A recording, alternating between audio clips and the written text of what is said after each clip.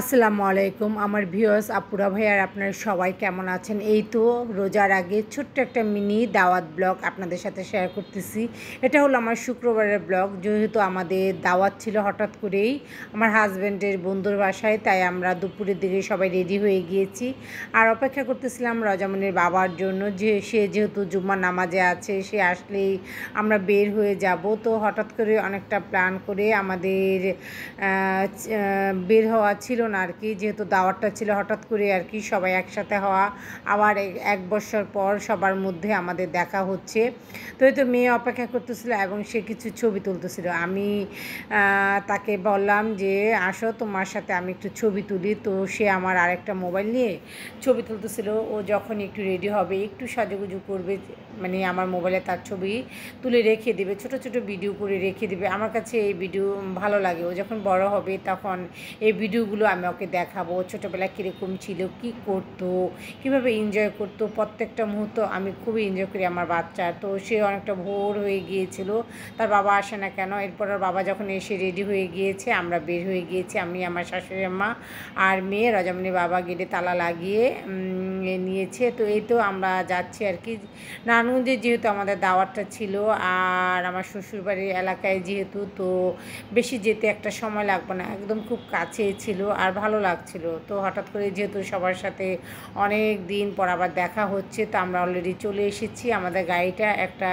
খালি বড় মাঠ আছে, ওখানে পার্কিং করে রাখা হয়েছে আর কি। তো যেহেতু গাড়িটার ভিতর দিকে যাবে না, তাই আমরা সবাই গাড়ি থেকে নেমে গেলাম। আর এখানে যেহেতু বড় একটা মসজিদ ছিল, তো আমার এই জায়গাটা বেশ ভালো লেগেছে আর কি, একদম খোলা মেলা এই জায়গাটা ছিল। আরও বেশ কিছু গাছপালা এখানে ছিল। তো এই তো ভাবির বাসায় অলরেডি চলে এসেছি। তো এসে দেখি ভাবি রান্না করতেছিল, প্রচুর গরম ছিল রান্নাঘরটার মধ্যে। তো আমি দাঁড়িয়ে দাঁড়িয়ে ভাবির সাথে কথা বলতেছিলাম আর বললাম যে কিছু সাহায্য করতে হবে কি না।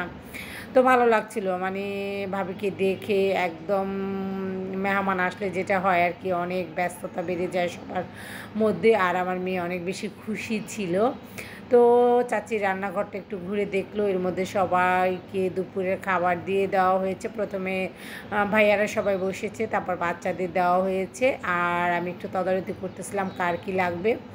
তারপরে এখানেও ছোটো ছোটো বাচ্চাদের খাওয়ানো হচ্ছিল। এই তো আমরা সবাই যেহেতু এসে পড়েছি অলরেডি, গল্প করতেছিলাম, কথা বলতেছিলাম, ভালো লাগলো। অনেক দিন পর সবার সাথে দেখা হলে যেইটা হয় আর কি, অনেক কথা হয় আর কি, অনেক কথা জমে থাকে। তো এই তো খাওয়া দাওয়ার পরে আমরা সবাই একটু রেস্ট নিতেছিলাম, কথা বলতেছিলাম। আর আমার মেয়ে তো সবসময়ের মতো মানে ছোটো ছোটো বাচ্চাদের বেশ পছন্দ করে। আর এই ভাবিরা যেহেতু মানে এখানেই থাকে, তাই সবার সাথে দেখা পেয়েও আমার কাছে খুব ভালো লাগলো। আমার হাজব্যান্ড ভাইয়ারা সবাই নামাজ পড়তে গিয়েছিল, তো নামাজ পড়ে অলরেডি চলে এসেছে। আর এই যে ছোট্ট কিউট বেবিটা, সে তো খুব পাকা পাকা কথা বলতেছিল আমার সাথে। তো ওকে আমার এত বেশি ভালো লেগেছে, মাশাআল্লাহ। ওকে বললাম আসো তুমি আর আমি বেশ কিছু ছবি তুলে। তো ওর আম্মুকে দেখাচ্ছিল আর কথা বলতেছিল চাচির কুলে বসে, এত বেশি খুশি ছিল, এত বেশি উচ্ছ্বাস ছিল। তারপর আমরা বিকেলে নাস্তা খেলাম। তো নাস্তার আয়োজনে অনেক কিছু ছিল, সবচাইতে ভালো লেগেছে প্রোটিন, ভাবির হাতের বিবিখানা পিঠা আর পাটিসাপলা পিঠা ছিল, বেশ কিছু ফ্রুটস আর মিষ্টি। তো আমরা হাতে বানানো জিনিসগুলো খাচ্ছিলাম, একদম ফ্রেশ ছিল আর এত মজা ছিল।